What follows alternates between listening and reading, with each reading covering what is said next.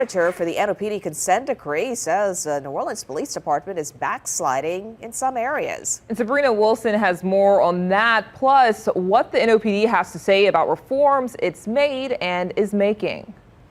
For a decade, the NOPD's been under a consent decree with the Department of Justice, a broad agreement with a goal of constitutional policing.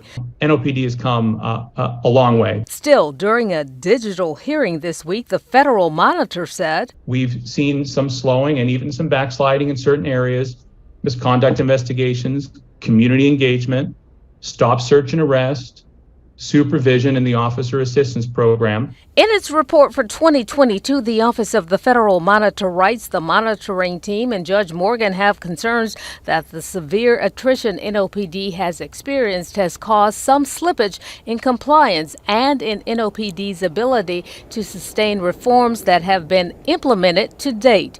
So the monitor's contention that there may have been, his word is backsliding, right?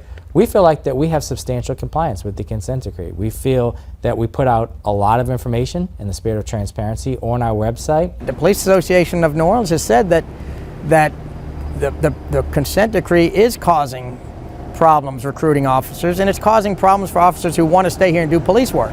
About the NOPD's crisis intervention team's response times, the Monitor's report says while NOPD officers generally are providing qualified responses to calls for service when they arrive at the scene, our recent reviews show response times related to such calls for service are an issue as they are across the department. NOPD filed its written responses with the court about SIT response times. It says the slow response by one district distorts the average response time dramatically. While response times are a challenge for a department which is understaffed, to label this area as non-compliant based on one data analysis is a faulty conclusion considering the metrics implemented by DOJ and the Monitor. I sat down with Deputy Superintendent Nicholas Gernon to talk about the Monitor's findings. Where do you think the discrepancy is or the gap? Yeah, I think that if you look at the data, we're there. Now, as the department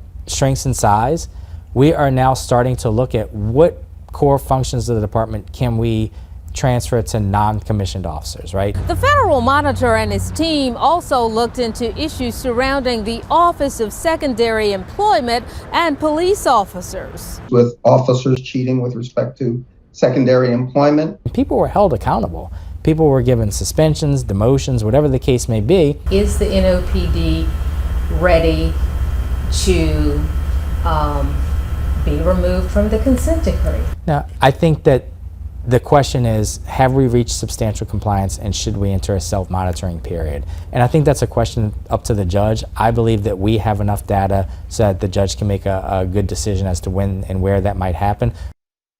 And Gernon says they're always working to build partnerships with the community. During the public hearing, the Federal Monitor said he's met multiple times with Interim Chief Michelle Woodfork and, in his words, is impressed with her acknowledgement that things have fallen off track and her commitment to rectify that. Lauren.